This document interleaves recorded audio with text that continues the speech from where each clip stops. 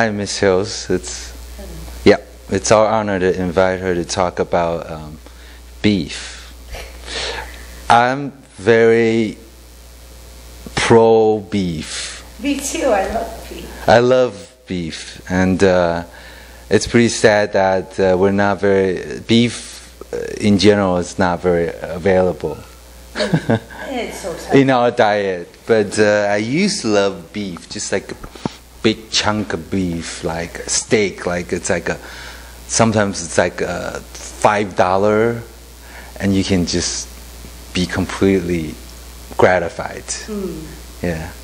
So recently, I'll let you say though. Can you? Me. Yeah, me. Okay.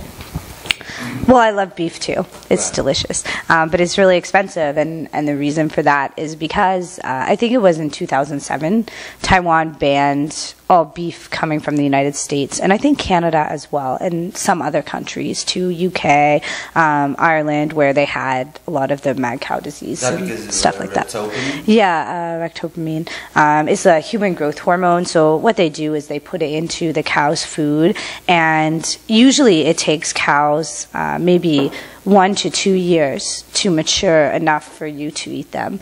But with this special hormone, it might take 6 months for the cow to mature, get more muscle, so they can get more meat from the animal. So Taiwan had banned this because there's actually been studies showing that human growth hormone in the human body, if ingested, is not good. It can create all kinds of problems for, like, you know, women that are pregnant or people that use it.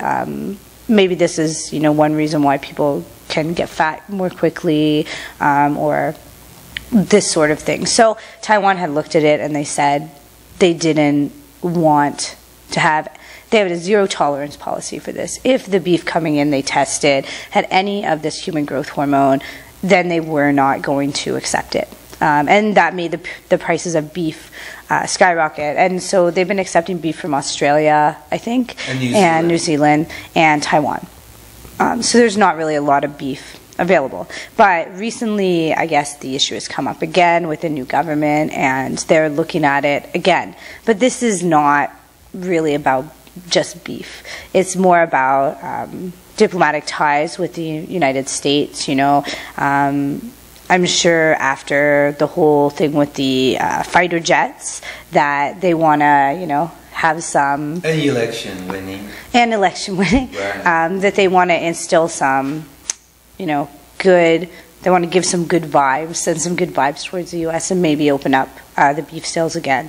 So they want to, you know, take a look again at this chemical. Which they banned for the last 3 years. But now, because of the economy, I think they're thinking, oh, they should start that again. What are your thoughts on this? I basically think I think zero tolerance is good, because it's what you eat. And what you actually are what you eat. So if you're eating something with some hormone, and it's called reptopamine, and then you don't know what's going to happen in 2-3 decades. You're not going to know what's going to happen in the next generation. And, you know, maybe my grandson could become like a retard. Seriously. And also what they've added to the drinks. There was the chemical, and and the right. So I think we should totally examine this strictly, and there should still be the zero tolerance policy. Yeah. What is your take?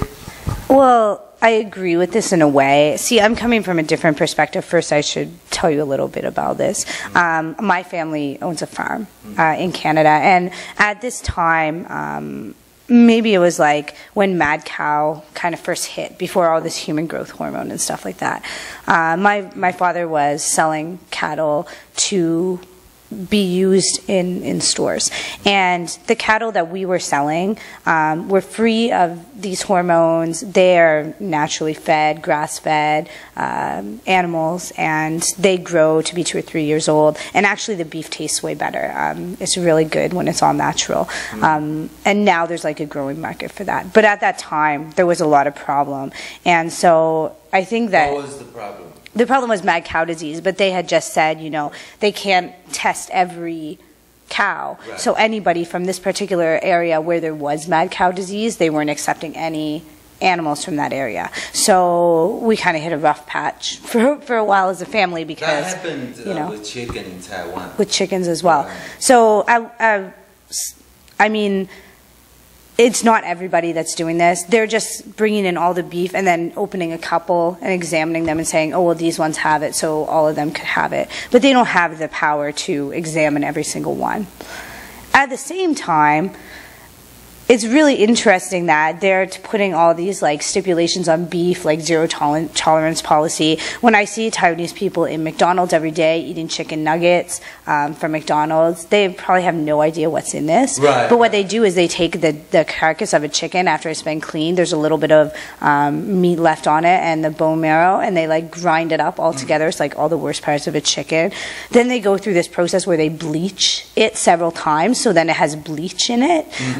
And then they like put all these other chemicals in it to make the chicken nuggets. And actually, there's a show called Jamie Oliver's Food Revolution, and you can look it up on YouTube, and he actually goes through the entire process. So at the same time, I think it's strange. For me, okay? I guess I'll show it to you. It's strange to me that we're like doing this thing where, oh, we have a zero tolerance beef policy for this growth hormone, which in a way, yes, we should be doing that to promote health.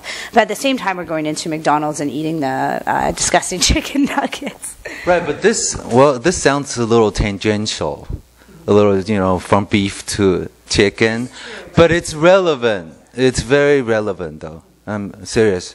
It's very relevant, and but this all boils down to economy. Yeah. Because you don't want to affect the industry, the beef industry, the local ones, and what do I have to say? Because I don't want to affect people's business. Also, you know, I promote justice, whatever, but I also understand how hard they work, right? So if you start talking about chicken, then the whole food chain is gonna also be in trouble. So in the end, this is Taiwan against U.S. I mean, how can you beat it, right? Right. Well, like I said earlier, this is more about the economy than it is about chicken or beef or anything. Yeah, I know these people work hard. My father's a farmer. Right. I can understand that. I'm not trying to smear anybody's name or anything. Cows from Canada. Well, you can try the like natural beef. It's really good, like grain or grass-fed natural beef. It's from amazing. Canada. From Canada, it's really good. Okay. And my family usually will, you know, I have make your it every year. father's number, so. That's right. So you can call him and ask him to ship it over. But you might not make it through the thing because they banned Canadian beef, so it probably can't happen.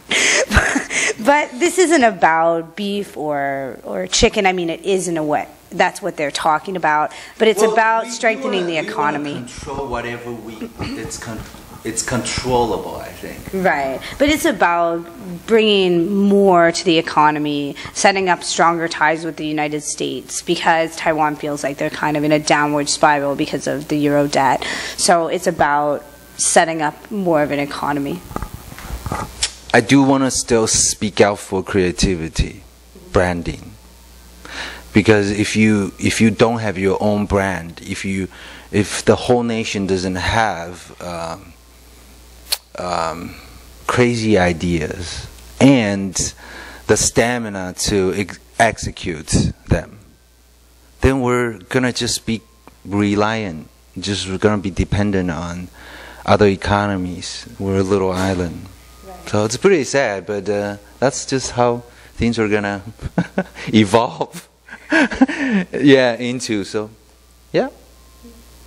Okay, we should have coffee and la la la, you know. Okay.